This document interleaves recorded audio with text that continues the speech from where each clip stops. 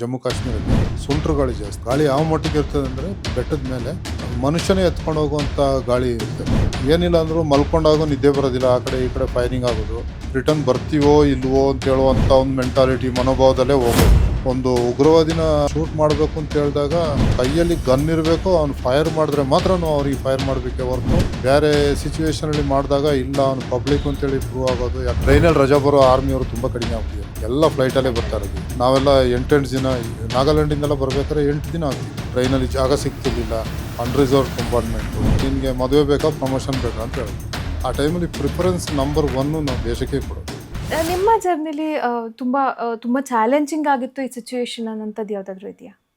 ತುಂಬಾ ಚಾಲೆಂಜ್ ಅಂದ್ರೆ ಅದೇ ಶ್ರೀಲಂಕಾದಲ್ಲಿದ್ದು 2 ವರ್ಷ, okay. Indian piece keeping force ಅಲ್ಲಿ 2 ವರ್ಷ, ಶ್ರೀಲಂಕಾ 18 ಶ್ರೀಲಂಕಾದಲ್ಲಿದ್ದು. ಸೊ ಅದು ತುಂಬಾ ಒಂಥರ ಡೇಂಜರಸ್ ಲೈಫ್ ಇತ್ತು, ತುಂಬಾ ಚಾಲೆಂಜಿಂಗ್ ಇತ್ತು ಅದು. ಯಾಕಂದ್ರೆ ನಾವು ರಜಾ ಹೋದಾಗ ರಿಟರ್ನ್ ಬರ್ತೀವೋ ಇಲ್ವೋ ಅಂತ ಹೇಳುವಂಥ ಒಂದು ಮೆಂಟಾಲಿಟಿ ಮನೋಭಾವದಲ್ಲೇ ಹೋಗೋದು. ಆ ಥರ ಸಿಚುವೇಶನ್. ಏನಿಲ್ಲ ಅಂದರೂ ಮಲ್ಕೊಂಡಾಗ ನಿದ್ದೆ ಬರೋದಿಲ್ಲ, ಆ ಕಡೆ ಈ ಕಡೆ ಫೈರಿಂಗ್ ಆಗೋದು, ನಿದ್ದೆ ಬರೋದಿಲ್ಲ, ಎದ್ದು ಕೂತ್ಕೊಳ್ಬೇಕು, ಗನ್ ಇಟ್ಕೊಂಡ್ರೆ ಹತ್ರ ಕೂತ್ಕೊಳ್ಬೇಕು, ಹಗಲಲ್ಲಿ ಕಷ್ಟದಲ್ಲಿ ನಿದ್ದೆ ಮಾಡೋದು.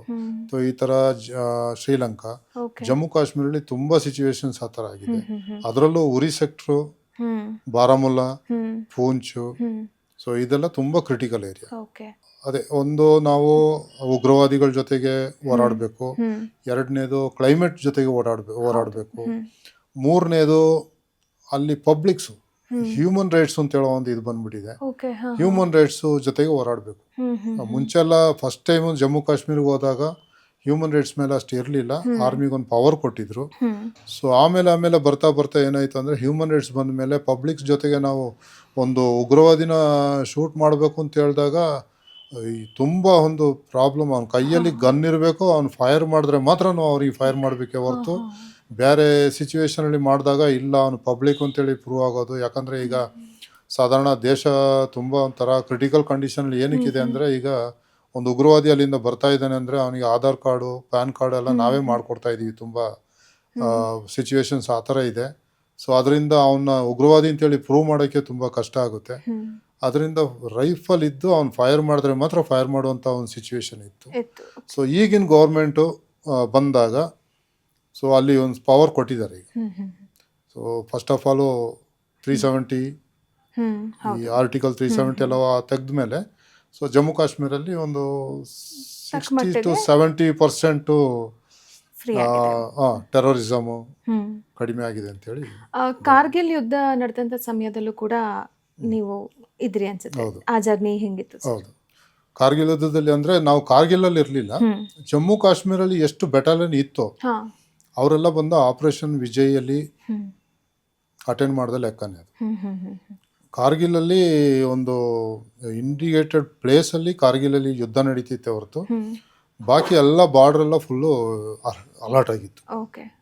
ಸೊ ಅದು ಅಷ್ಟೇ, ಒಂದೊಂದು ಟೈಮು ಯಾಕಂದರೆ ನಮಗೆ ಒಂದು ಗ್ಯಾರಂಟಿ ಇಲ್ದಂಥ ಒಂದು ಲೈಫು ಅಲ್ಲಿದ್ದಾಗ. ಯಾವಾಗ ಏನಾಗುತ್ತೆ ಏನು ಹೇಳೋಕ್ಕಾಗಲ್ಲ. ಸೊ ನಾವು ಅಲ್ಲಿ ಇದ್ದಾಗ ನಮಗೆ ಅದು ಅಷ್ಟು ಫೀಲ್ ಆಗ್ತಿರ್ಲಿಲ್ಲ. ಯಾವಾಗ ನಾವು ಅಲ್ಲಿಂದ ಈಗ ಹೊರಗೆ ಬಂದು ದೂರದಿಂದ ನಾವು ಆ ಜೀವನಗಳನ್ನ ನೋಡ್ತೀವಿ, ಕಳೆದ ಅಂದರೆ ಹಿಂದೆ ತಿರುಗಿ ಹಿಂದಿನ ದಿನಗಳನ್ನ ನೋಡ್ತೀವಿ. ಸೊ ಅದನ್ನ ನಾವು ದಿನ ಇಲ್ಲಿ ಇದ್ದಾಗ, ಈಗ ರಿಟೈರ್ಡ್ ಆಗಿ ಬಂದ್ಮೇಲೆ ಒಂದೊಂದು ದಿನ, ಈಗ ಚಳಿಗಾಲ ಬಂದಾಗ ಮನ್ಸಲ್ಲಿ ಅಯ್ಯೋ ನಮ್ಮ ಸೋಲ್ಜರ್ಸ್ ಎಷ್ಟು ಕಷ್ಟಪಡ್ತಾ ಇದ್ದಾರೆ.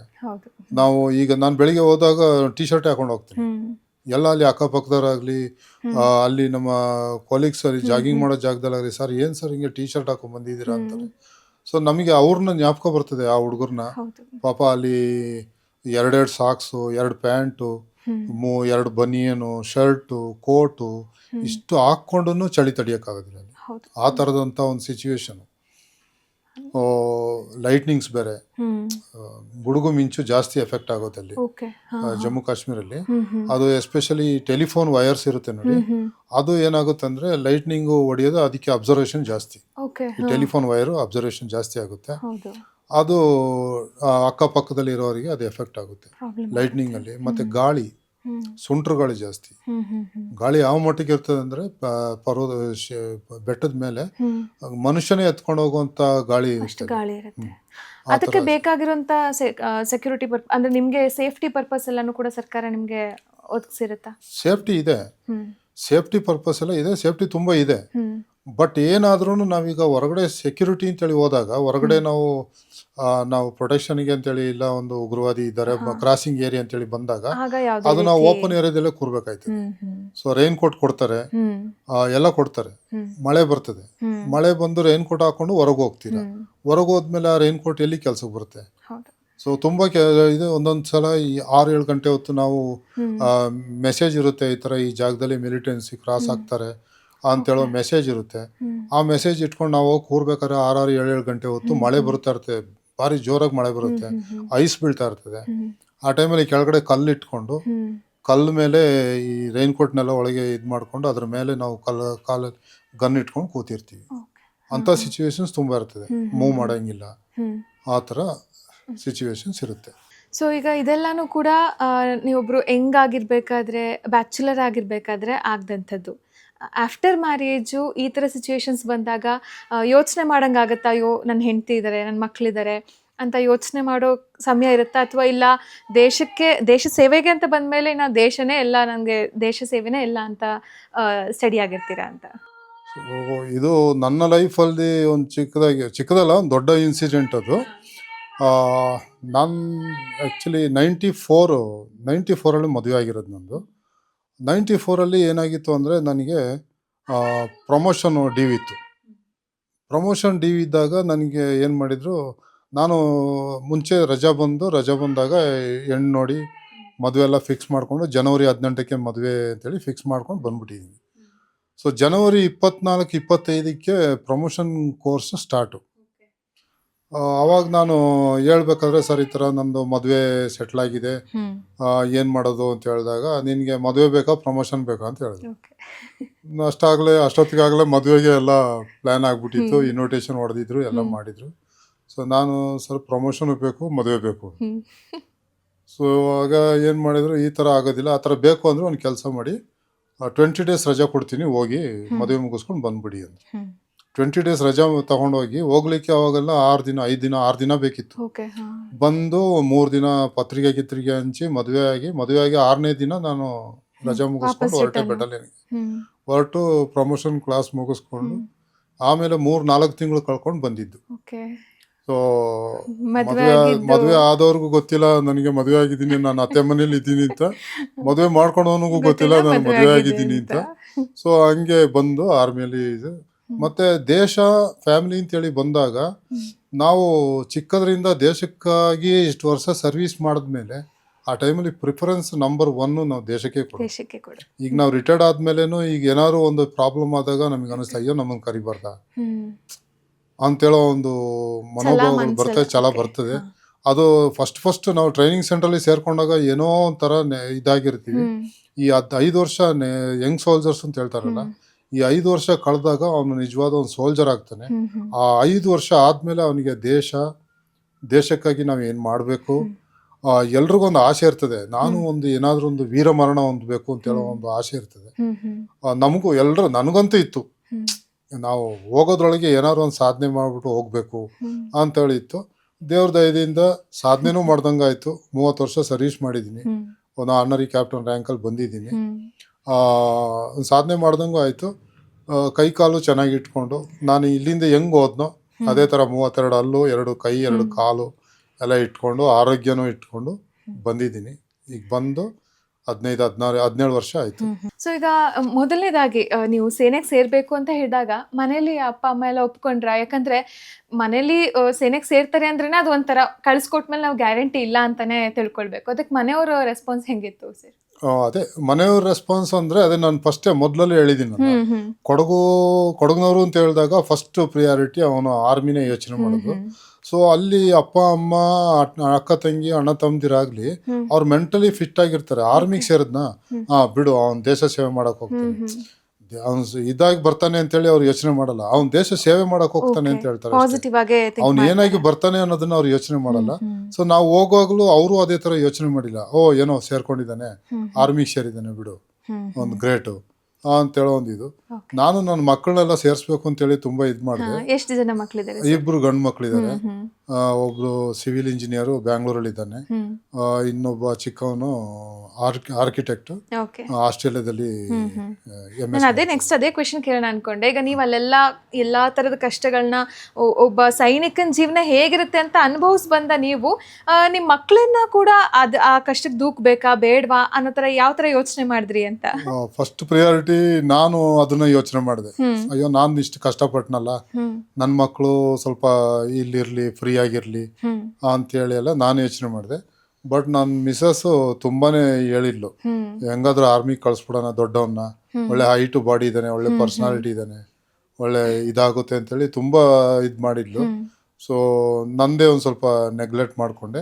ಇಲ್ಲ ಅಂತ ಹೇಳಿದ್ರೆ ಅವನ್ನ ಆರ್ಮಿಗೆ ಸೇರಿಸೋಂತ ತುಂಬಾ ಒಂಥರ ಇದಿತ್ತು. ನೀವು ಅಲ್ಲಿ ದೇಶನ ಕಾಯ್ತಿರ್ಬೇಕಾದ್ರೆ, ದೇಶದ ಜನದ ಭದ್ರತೆಗೋಸ್ಕರ ನೀವಲ್ಲಿ ಕಾಯ್ತಿರ್ಬೇಕಾದ್ರೆ ಮನೆಯಲ್ಲಿ ನಿಮ್ಮ ತಾಯಿಯವರಾಗಿರ್ಬೋದು, ನಿಮ್ಮ ವೈಫ್ ಆಗಿರ್ಬೋದು, ನಿಮ್ಮ ಮನೇನ ಕಾಯ್ತಿದ್ರು, ನಿಮ್ಮ ಮಕ್ಕಳನ್ನ, ಅದ್ರ ಬಗ್ಗೆ ಏನು ಹೇಳಕ್ ಇಷ್ಟಪಡ್ತೀರಾ? ನಾವು ಅಲ್ಲಿ ದೇಶ ಕಾಯ್ಬೇಕಾದ್ರೆ ಮೇನ್ ಪವರು ಇವ್ರದೇ. ಸೊ ನಮ್ದು ಯಾಕಂದ್ರೆ ಒಂದು ಮನುಷ್ಯ ಅಂತ ಹೇಳಿದ್ಮೇಲೆ ಒಂದು ಕುಟುಂಬದಲ್ಲಿ ಒಂದು 80% ಟೆನ್ಷನ್ ಇರುತ್ತೆ. ಸೊ ಆರ್ಮಿ ಅವರಿಗೆ ಏನಾಗುತ್ತೆ ಅಂತ ಹೇಳಿದ್ರೆ 80-90% ಟೆನ್ಷನ್ ಅವ್ನಿಗೆ ಏನಿಲ್ಲ ಮನೆದ್ರ ಬಗ್ಗೆ. ಹೌದು, ಮನೆ ಬಗ್ಗೆ ಏನಿಲ್ಲ. ನಾವೇನ್ ಮಾಡ್ತಿದ್ದೋ ಟ್ರೈನಿಂಗ್ ಸೆಂಟರ್ ಆಗಲಿ ಇಲ್ಲ ಫೀಲ್ಡ್ ಅಲ್ಲಿ ಯೂನಿಟ್ ಹೋಗ್ಬೇಕಾದ್ರೆ ಫ್ಯಾಮಿಲಿ ಅಲಾಟ್ಮೆಂಟ್ ಮುಂಚೆ ಎಲ್ಲ ಬಂದು ಈ ಆನ್ಲೈನ್ ಪೇಮೆಂಟ್ ಗಿಮೆಂಟ್ ಏನ್ ಇರ್ಲಿಲ್ಲ. ಅವಾಗೆಲ್ಲ ಬಂದು ಮನಿ ಆರ್ಡರ್ ಬರ್ತಿತ್ತು. ನಾವು ಜಮ್ಮು ಕಾಶ್ಮೀರ ಎಲ್ಲ ಹೋದಾಗ ನಮಗೆ ಮನಿ ಆರ್ಡರ್ ಕಳ್ಸಕ್ ಆಗ್ತಿರ್ಲಿಲ್ಲ. ನಾವೇನ್ ಮಾಡ್ತಿದ್ದೋ ಫ್ಯಾಮಿಲಿ ಅಲಾಟ್ಮೆಂಟ್ ಅಂತ ಹೇಳಿ ಒಂದು ಲೆಟರ್ ಅಲ್ಲಿ ಸೈನ್ ಮಾಡಿ ಕಳಿಸ್ಬಿಡ್ತೀವಿ, ಟ್ರೈನಿಂಗ್ ಸೆಂಟರ್ ಕಳಿಸ್ಬಿಡ್ತಿದ್ವಿ. ಸೊ ಟ್ರೈನಿಂಗ್ ಸೆಂಟರ್ ಅವ್ರು ಏನ್ ಮಾಡ್ತಾ ಇದ್ರು ಅಂದ್ರೆ ನಮ್ಮ ಮನೆಗೆ ನಾವು ಎಷ್ಟು ಪೇಮೆಂಟ್ ಬರೆದು ಕೊಟ್ಟಿದೀವಲ್ಲ ಆ ಅಮೌಂಟ್ ನ ಮನೆಗೆ ಕಳಿಸ್ಬಿಡ್ತಿದ್ರು. ನಾವು ಅದ್ರ ಬಗ್ಗೆ ಯೋಚನೆ ಮಾಡ್ತಿರ್ಲಿಲ್ಲ. ನಾವು ಯೋಚನೆ ಮಾಡ್ತಿದ್ದೀನು ರಜಕ್ಕೆ 3 ವರ್ಷಕ್ಕೆ 2 ಸಲ ರಜೆ ಬರಬೇಕು, ಅದನ್ನ ಯೋಚನೆ ಮಾಡ್ತಿದ್ದೋ ಹೊರತು ಬೇರೆ ಫೋನ್ ಕಮ್ಯುನಿಕೇಶನ್ ಇರ್ಲಿಲ್ಲ, ಏನ್ ಟಿವಿ ಕಮ್ಯುನಿಕೇಶನ್. ಈಗೆಲ್ಲ ಬಂದು ವಿಡಿಯೋ ಕಾಲು ಅದು ಇದೆಲ್ಲ ಇದೆ. ಯಾವ ರೀತಿ ಕಾಂಟ್ಯಾಕ್ಟ್ ಮಾಡ್ತಾ ಇದ್ರಿ ಫ್ಯಾಮಿಲಿ? ಇನ್ಲ್ಯಾಂಡ್ ಲೆಟರ್ ಇಶ್ಯೂ ಆಗ್ತಾ ಇತ್ತು ಅವಾಗ. ಇನ್ಲ್ಯಾಂಡ್ ಲೆಟರ್ ಇಶ್ಯೂ ಆಗ್ತಾ ಇತ್ತು. ಒಂದು ರೆಡ್ ಲೆಟರ್, ಗ್ರೀನ್ ಲೆಟರ್ ಅಂತ ಹೇಳಿ 2 ಲೆಟರ್ ಇಶ್ಯೂ ಆಗ್ತಾ ಇತ್ತು. ಅದು ಲೆಟರ್ ಅಲ್ಲಿ ಫುಲ್ ಬರ್ದ್ಬಿಟ್ಟು ನಮ್ಮ ಅದಕ್ಕೆ ಒಂದು ಸೆನ್ಸರ್ ಆಫೀಸರ್ ಇರ್ತಿದ್ರು, ಅವ್ರ ಮುಂದೆ ಲೆಟರ್ ಓದ್ಬೇಕಿತ್ತು ಪೂರ್ತಿಯಾಗಿ. ಪರ್ಸನಲ್ ಅದೇ ಆರ್ಮಿ ಲೆಟರ್ ಏನು ಬರೆಯಂಗಿಲ್ಲ. ಆರ್ಮಿಯಲ್ಲಿ ನಾನು ಹಿಂಗಿದ್ದೀನಿ, ಅದ್ ಮಾಡ್ತಾ ಇದೀನಿ ಅಂತ ಏನಿಲ್ಲ. ನಾನು ಇಲ್ಲಿ ಚೆನ್ನಾಗಿದ್ದೀನಿ, ನೀವು ಅಲ್ಲಿ ಚೆನ್ನಾಗಿದ್ದೀರಾ, ಮಕ್ಳು ಏನ್ ಮಾಡ್ತಾ ಇದಾರೆ, ಇದನ್ನ ಈ ವಿಷಯ ಮಾತಾಡ್ಬೇಕೇ ಹೊರತು ಬೇರೆ ಯಾವ ಸೀಕ್ರೆಟ್ ಮಾತಾಡಂಗಿಲ್ಲ. ಮತ್ತೆ ಲೆಟರ್ ಪೇಸ್ಟ್ ಮಾಡಂಗಿಲ್ಲ, ಓಪನ್ ಇಟ್ಟು ಪೋಸ್ಟ್ ಮಾಡಬೇಕು. ಅದನ್ನೇ ಈ ಮಧ್ಯ ಆನ್ ದಿ ವೇ ಪೋಸ್ಟ್ ಆಫೀಸಲ್ಲಿ ಯಾರಾದರೂ ಸೆನ್ಸರ್ ಆಫೀಸರ್ಸ್ ಬಂದಾಗ ಅದನ್ನ ಓದಿ ಅದ್ರಲ್ಲಿ ಏನಾದ್ರು ಸೆನ್ಸರ್ ಹಿಡಿದ್ರೆ ಮತ್ತೆ ಅವನಿಗೆ ಪನಿಷ್ಮೆಂಟ್ ಆಗ್ತಿತ್ತು. ಸೊ ಅದರಿಂದ ಲೆಟರ್ ಸಮೇತ ನಾವು ಲೆಟ್ರಲ್ಲೇ ಆಗ್ತಿತ್ತು. ಆಗ ಫೋನ್ ಗಿನ್ ಇರಲಿಲ್ಲ. ಆಮೇಲೆ ಒಂದಷ್ಟು ವರ್ಷ ಕಳ್ಕೊಂಡ್ಮೇಲೆ ಈ ಇದು ಬಂತು, ಅದು ಕಾಯಿನ್ ಬೂತ್ಗಳು ಬಂತು. ಅದರಿಂದ ಫೋನ್ ಮಾಡಕ್ ಶುರು ಮಾಡ್ದ. ಪ್ರತಿದಿನ ಅವಕಾಶ ಇರ್ತೈತಾ ಫೋನ್ ಮಾಡ್ಬೋದು ಅಂದ್ರೆ? ಇಲ್ಲ, ಪ್ರತಿದಿನ ಇಲ್ಲ. ಯಾವತ್ತಾದ್ರೂ ಅದು ಮೇಲೆ ಈಗ ಪೋಸ್ಟ್ಗೆಲ್ಲ ಹೋದಾಗ ಅಲ್ಲಿ ಫೋನ್ ಕನ್ವೀನಿಯನ್ಸ್ ಇಲ್ಲ. ಕೆಳಗಡೆ ಫೋನ್ ಮಾಡ್ಲಿಕ್ಕೆ ಅಂತೇಳಿ ಬರ್ಬೇಕು. ಆಗ ಅಲ್ಲಿ ಪೋಸ್ಟಲ್ಲಿ ಒಂದು 20-30 ಹುಡುಗರು ಇದ್ದಾರೆ ಅಂತ ಹೇಳಿದ್ರೆ ಡೈಲಿ ಒಂದು 2-3 ಜನರನ್ನ ಕಳ್ಸೋದು. ಕಳಿಸಿ ಅವ್ನು ಫೋನ್ ಮಾಡಿ ಬರೋದು, ಬಂದ್ಮೇಲೆ ಮಾರನೇ ದಿನ 2-3 ಜನ ಹೋಗೋದು, ಫೋನ್ ಮಾಡೋದು. ಈ ತರ ಇತ್ತು. ಫೀಲ್ಡ್ ಅಲ್ಲೆಲ್ಲ ಬಂದು ಕಮ್ಯುನಿಕೇಶನ್ ತುಂಬಾ ಕಷ್ಟ. ಈ ತರ ಪ್ರಾಬ್ಲಮ್ಸ್. ಓಕೆ, ಈಗ ಲೆಟರ್ ವೈಫಿಂದನೂ ಕೂಡ ಬರೋದನ್ನ ನೀವು ಅವ್ರ ಮುಂದೆನೇ ಓಪನ್ ಆಗಿ ಓದ್ಬೇಕಾಗಿತ್ತ ಅಥವಾ ಅದೇನಿಲ್ಲ? ಇಲ್ಲ, ಲೆಟರ್ ಅಲ್ಲಿ ಇಲ್ಲಿಂದ ಬರೋ ಲೆಟರ್ಗಳೆಲ್ಲ ನಮ್ದು ಅದನ್ನ ಸೆನ್ಸರ್ ಆಗ್ತಿಲ್ಲ. ಬಟ್ ಅಲ್ಲಿಂದ ಬರೋ ಲೆಟರ್ಸ್ ಪಕ್ಕ ಸೆನ್ಸರ್ ಆಯ್ತಿತ್ತು. ಅದು ಅದೇ ನಮ್ಮ ಅವ್ರ ಕಂಟ್ರೋಲ್ ಅಲ್ಲಿ ಇತ್ತು. ಈಗ ದೇಶ ಸೇವೆಗೆ ಅಂತ ನಿಂತ ಮೇಲೆ ಮನೆ ಕಡೆ ಅಂತೂ ಯೋಚನೆ ಬರ್ತಾ ಇರ್ಲಿಲ್ಲ. ಈಗ ಮಕ್ಕಳು ದೊಡ್ಡವರಾಗ್ತಾ ಇದ್ದಾರೆ, ಆ ಟೈಮಲ್ಲಾದರೂ ಅಯ್ಯೋ ನನ್ನ ಮನೆ ಕಡೆ ಹೋಗಬೇಕು ಅನ್ನೋ ಒಂದು ಸಣ್ಣ ಆಸೆ, ಅಥವಾ ಮನೇಲಿ ಏನೋ ಒಂದು ಫಂಕ್ಷನ್ ಆಗ್ತಾ ಇರುತ್ತೆ, ಬರ್ಡೇನೋ ಅಥವಾ ಮದುವೆನೋ ತಂಗಿದು ಏನೋ ಒಂದು ಆಗಬೇಕಾದ್ರೆ ಅಲ್ಲಿ ನೀವು ಅಯ್ಯೋ ಮಿಸ್ ಮಾಡ್ಕೊತಾ ಇದ್ದೀನಿ ಅಂತ ಅನ್ಸಿರೋ ಕ್ಷಣಗಳೇನಾದರೂ ಇದೆಯಾ? ಇಲ್ಲ, ತುಂಬಾ ಕಡಿಮೆ. ಯಾಕಂದ್ರೆ ನಮ್ಮ ಅಕ್ಕನ ಮದುವೆಗೆ ನಾನು ಬರಲೇ ಇಲ್ಲ. ಇನ್ನೊಂದು ತಮ್ಮನ ಮದುವೆಗೂ ನಾನು ಬರಲಿಲ್ಲ. ಯಾಕಂದ್ರೆ ಬರ್ಲಿಕ್ಕೆ ಆಗಿಲ್ಲ. ಆ ಥರ ಸಿಚುವೇಶನ್ಸ್ ಬಂದ್ಬಿಡ್ತದೆ. ಒಂದೊಂದ್ಸಲ ಆರ್ಮಿ ಕೋರ್ಸಲ್ಲಿ ಇರ್ತೀವಿ, ಆ ಕೋರ್ಸಲ್ಲಿ ಇದ್ದಾಗ ಯಾವುದೋ ಒಂದು ಮದುವೆ ಫಿಕ್ಸ್ ಆಗುತ್ತೆ. ಸೊ ಆ ಟೈಮಲ್ಲಿ ಅರ್ಧ ಬಿಟ್ಟು ಬರೋಕ್ಕೂ ಇಲ್ಲ. ಕೋರ್ಸಲ್ಲಿ ಇದ್ದಾಗ ರಜಾ ಕೊಡೋದು ಇಲ್ಲ.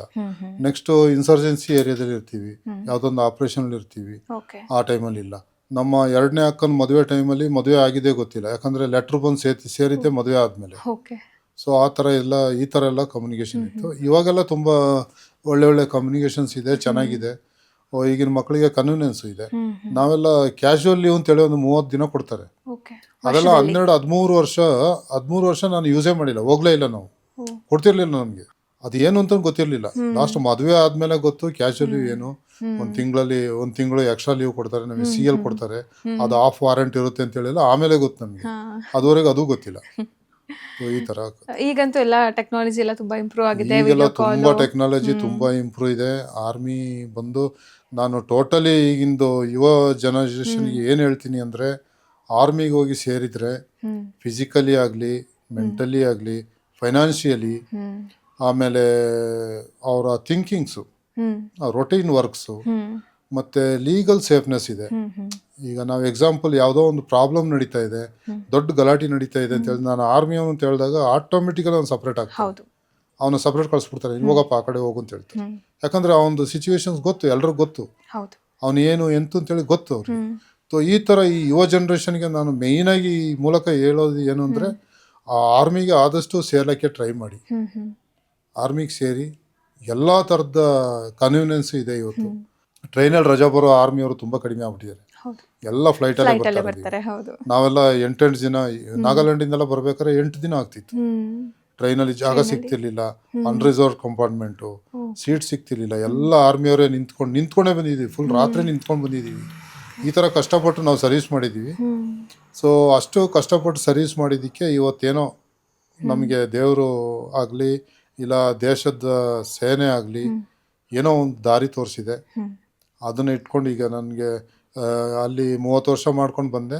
ಸೊ ಇಲ್ಲಿ ಈಗ ಇನ್ಫೋಸಿಸಲ್ಲಿ ಒಂದು 13 ವರ್ಷ ಮಾಡಿದ್ದೆ.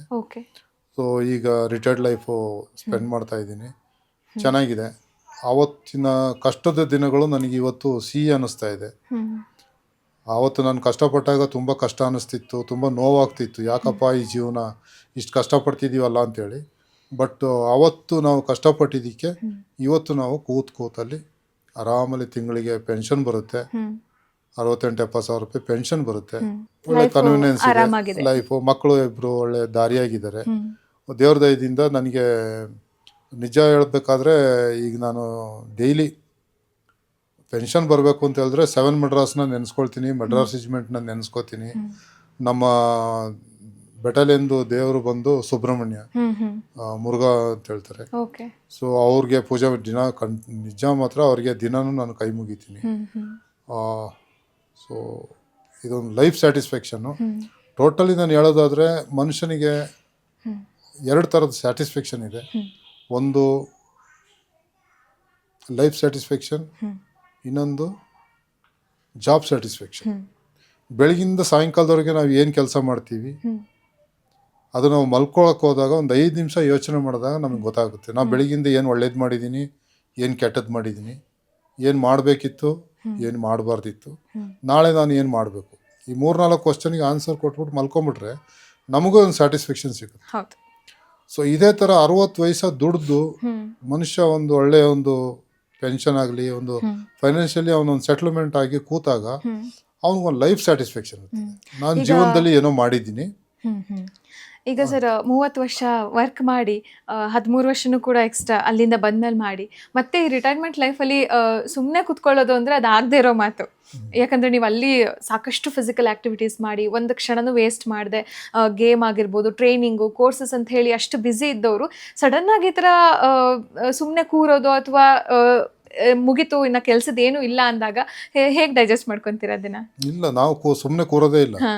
ಈಗ ಈ ಕಬ್ಬಣ ಮತ್ತು ಅಯಸ್ಕಾಂತ ಇದೆ ಅಲ್ವಾ, ಅದು ಫಸ್ಟ್ ಸಪ್ರೇಟ್ ಎಳ್ಕೊಳ್ತದೆ, ಅಂಟ್ಕೊಳ್ತದೆ. ಬಟ್ ಅದನ್ನ ಉಜ್ಜಿ ಆದಾಗ 2 ಅಯಸ್ಕಾಂತ ಆಗ್ಬಿಡ್ತದೆ. ಇದು ಒಂದ್ಸಲ ಕಬ್ಬಣದ್ದು ಇದು ಪಡ್ಕೊಳ್ತದೆ, ಕಬ್ಬಣ ಬಂದು ಅಯಸ್ಕಾಂತ ಇದು ಪಡ್ಕೊಳ್ತದೆ. ಸೊ ಆ ಥರ ಈಗ ನಾವು ಏನಾಗ್ಬಿಟ್ಟಿದೀವಿ ಅಂದ್ರೆ ಇದಕ್ಕೆ ಅಡಿಕ್ಟ್ ಆಗ್ಬಿಟ್ಟಿದೀವಿ. ಯಾರೇನೇ ಮಾಡಿದ್ರು ನಮ್ದು 3:30-4 ಗಂಟೆಗೆ ಎದ್ದೇಳೋದು ಬಿಡ್ಲಿಲ್ಲ, ಬೆಳಿಗ್ಗೆ ಎದ್ದು ಜಾಗಿಂಗ್ ಮಾಡೋದು ಬಿಡ್ಲಿಲ್ಲ.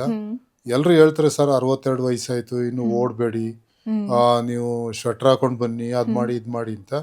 ಸೊ ಈಗ ಸದ್ಯಕ್ಕೆ ದೇವ್ರ ದಯದಿಂದ ಓಡ್ಲಿಕ್ಕೆ ಏನು ತೊಂದರೆ ಇಲ್ಲ, ಓಡ್ತಾ ಇದ್ದೀನಿ. ಒಂದಿನಕ್ಕೆ 8 ಕಿಲೋಮೀಟರ್ ಓಡ್ತೀನಿ ನಾನು.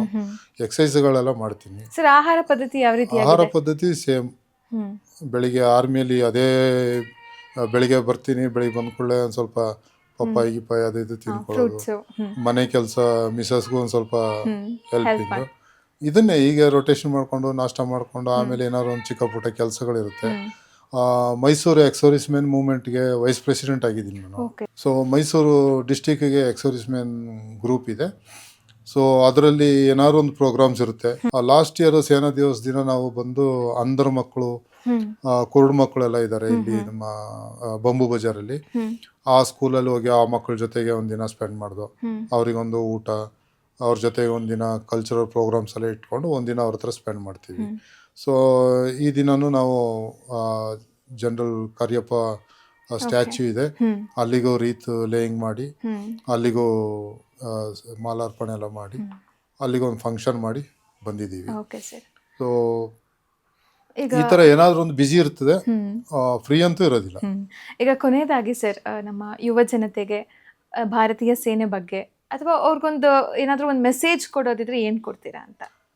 ಟೋಟಲಿ ನಾನು ಈ ದಿನಗಳ ಯುವ ಜನತೆಗೆ ನಾನು ಮೇಯ್ನಾಗಿ ಹೇಳೋದು ಏನು ಅಂದರೆ, ಆರ್ಮಿಗೆ ಸೇರಿ ದೇಶ ಸೇವೆ ಮನೋಭಾವನೆ ಬೆಳೆಸ್ಕೊಳ್ಳಿ, ದೇಶಕ್ಕಾಗಿ ದುಡೀರಿ. ದೇಶ ಇವತ್ತು ಈ ದಿನಗಳಲ್ಲಿ ದೇಶದ ಸ್ಥಿತಿ ಬಂದು ತುಂಬ ಗಂಭೀರವಾದ ಸ್ಥಿತಿಯಲ್ಲಿದೆ. ಮುಂದಿನ ಪೀಳಿಗೆಗೆ ನಾವು ಇದೇ ದೇಶನ ಇದೇ ಥರ ನಾವು ಕೊಡಬೇಕು ಅಂದರೆ, ನೀವು ಈ ಥರ ಸುಮ್ಮನೆ ಮೊಬೈಲ್ ಇಟ್ಕೊಂಡು ಇಲ್ಲ ಪಿಕ್ನಿಕ್ ಮಾಡಿಕೊಂಡು ಟೈಮ್ ಪಾಸ್ ಮಾಡ್ಕೊಂಡು ಕೂತ್ರೆ ಮುಂದಿನ ಪೀಳಿಗೆಗೆ, ನಿಮಗೆ, ನಿಮ್ಮ ಮಕ್ಕಳಿಗೆ, ನಿಮ್ಮ ಮೊಮ್ಮಕ್ಕಳಿಗೆ ಈ ದೇಶನ ಇದೇ ಲೆವೆಲ್ಗೆ ನೀವು ಕೊಡೋಕ್ಕೆ ಹ್ಯಾಂಡ್ ಓವರ್ ಮಾಡೋಕ್ಕಾಗೋದಿಲ್ಲ. ನೀವು ಈ ಥರ ನಿಮ್ಮ ಉಡಾಫೆ ಜೀವನ ನಡೆಸ್ಕೊಂಡಿದ್ರೆ, ಉಡಾಫೆ ಅಂತಲ್ಲ, ಚೆನ್ನಾಗಿ ಓದ್ತೀರಾ, ಜಾಬ್ ಮಾಡ್ತೀರಾ, ದುಡಿತೀರಾ, ಬಟ್ ಯೂಟ್ಲೈಸ್ ಮಾಡೋದು ಫೈನಾನ್ಷಿಯಲ್ ಮ್ಯಾನೇಜ್ಮೆಂಟು ಅದು ಬಂದು ತುಂಬ ಬೇಕಾಬಿಟ್ಟು ಯೂಸ್ ಮಾಡ್ತೀರಾ. ಫ್ಯೂಚರ್ ಬಗ್ಗೆ ತುಂಬ ಯೋಚನೆ ಕಡಿಮೆ ಮಾಡ್ತೀರಾ ಅನ್ನಿಸ್ತಾ ಇದೆ. ಸೊ ಇದರಿಂದ ನಾನು ಹೇಳೋದ್ರಿಂದ ಯುವ ಜನತೆಗೆ ನನ್ನ ಮೇಲೆ ಕೋಪ ಬರ್ಬೋದು, ಬಟ್ ನಿಜವಾದ ಜೀವನ ಈಗ ನೀವು ನಡೆಸ್ತಾ ಇರೋ ಜೀವನ ಮುಂದಿನ ಪೀಳಿಗೆಗೆ, ನಿಮ್ಮ ಮೊಮ್ಮಕ್ಕಳು ಮಕ್ಕಳಿಗಾಗಲಿ ಈ ದೇಶನ ಹೇಗೆ ನೀವು ಕೊಡಬೇಕು ಅನ್ನೋದನ್ನು ನೀವು ಯೋಚನೆ ಮಾಡಬೇಕು. ಯಾರೋ ಒಬ್ರು ಮಾಡ್ತಾರೆ, ಪೊಲಿಟಿಷಿಯನ್ ಮಾಡ್ತಾನೆ, ಇಲ್ಲ ಆರ್ಮಿಯವ್ರು ಮಾಡ್ತಾರೆ, ಇಲ್ಲ ನಮ್ಮ ಅಪ್ಪ ಮಾಡ್ತಾರೆ, ಬೇರೆಯವ್ರು ಮಾಡ್ತಾರೆ ಅಂತೇಳಿ ಇನ್ನೊಬ್ಬರ ಮೇಲೆ ನಾವು ಹಾಕೊಳ್ಳೋಕ್ಕಿಂತ ನಾನೇನು ಮಾಡಬೇಕು ಅನ್ನೋದನ್ನು ಯುವಜನತೆ ಸ್ವಲ್ಪ ತಿಳ್ಕೊಂಡು ದೇಶದ ಮೇಲೆ ಅಭಿಮಾನ ತೋರಬೇಕು. ಎಲ್ಲ ಪಂಗಡದವರು ಒಂದಾಗಿರಬೇಕು, ಎಲ್ಲ ಜಾತಿ ಜನತೆಗಳು ಒಂದಾಗಿರಬೇಕು. ನನ್ನ ಕಮ್ಯುನಿಟಿ ಬೇರೆ, ನಾನು ಬೇರೆ ಕಮ್ಯುನಿಟಿ ಅಂತೇಳಿ ಹೋಯ್ತಾ ಇದ್ದರೆ ದೇಶ ನಡ್ಕೊಂಡು ಹೋಗೋದು ತುಂಬ ಕಷ್ಟ ಇದೆ. ಸೊ ಅದರಿಂದ ನನ್ನ ಯುವಜನತೆಗೆ ನನ್ನ ಕಡೆಯಿಂದ ಒಂದು ರಿಕ್ವೆಸ್ಟು, ಎಲ್ಲರೂ ಒಂದಾಗಿ, ಕಷ್ಟ ಬಂದಾಗ ನಾವು ಏನು ಮಾಡ್ತೀವಿ, ಒಂದು ದಿಕ್ಕಲ್ಲಿ ಓಡ್ತೀವಿ, ಸುಖ ಬಂದಾಗ ನಾವು ಬೇರೆ ಬೇರೆ ದಿಕ್ಕಲ್ಲಿ ಓಡ್ತೀವಿ. ಈಗ ಒಂದು ಬಿರುಗಾಳಿ ಬಂತು, ಬೆಂಕಿ ಆಯಿತು, ಭೂಕಂಪ ಆಯಿತು ಅಂದರೆ ಎಲ್ಲ ಬಚಾಯಿಸ್ಕೊಳ್ಳೋ ದಿಕ್ಕಿಗೆ ಓಡ್ತೀವಿ ನಾವು. ಬಟ್ ಸುಖ ಅಂತೇಳಿ ಬಂದಾಗ ಯಾರಿಗೆ ಜಾಸ್ತಿ ಸುಖ ಬೇಕೋ ಅವನೊಂದು ದಿಕ್ಕು, ಕಮ್ಮಿ ಸುಖ ಇರೋನು ಒಂದು ದಿಕ್ಕು, ಈ ಥರ ಬೇರೆ ಬೇರೆ ದಿಕ್ಕುಗಳಲ್ಲಿ ಓಡ್ತೀವಿ. ಸೊ ಎಲ್ಲ ಟೈಮಲ್ಲೂ ಒಂದು ದಿಕ್ಕಲ್ಲಿ ಓಡುವಂಥ ಮನೋಭಾವ ಪಡ್ಕೊಂಡ್ರೆ ನಮ್ಮ ದೇಶಕ್ಕೆ ಒಳ್ಳೆಯದು ಅಂತೇಳೋ ಒಂದು ಸಂದೇಶನ ನಾನು ಕೊಡೋಕ್ಕೆ ಬಯಸ್ತೀನಿ. Thank you sir, thank you so much. ಇಷ್ಟೊತ್ತು ನಿಮ್ಮ ಈ ಪ್ರೀಷಿಯಸ್ ಟೈಮ್ನ ನಮಗೋಸ್ಕರ ಕೊಟ್ಟಿದ್ದಕ್ಕೆ, ಒಬ್ಬ ವೀರ ಯೋಧನನ್ನು ನಾನಿವತ್ತು ಇಂಟರ್ವ್ಯೂ ಮಾಡಿದ್ದಕ್ಕೆ ನನಗಂತೂ ತುಂಬ ಖುಷಿ ಇದೆ. ಅಫ್ಕೋರ್ಸ್ ನಮ್ಮ ವೀಕ್ಷಕರು ಕೂಡ ಅಷ್ಟೇ ಖುಷಿ ಪಟ್ಟಿರ್ತಾರೆ ಅಂತ. Thank you so much. Thank you very much. ಜೈ ಹಿಂದ್, ಜೈ ಭಾರತ್.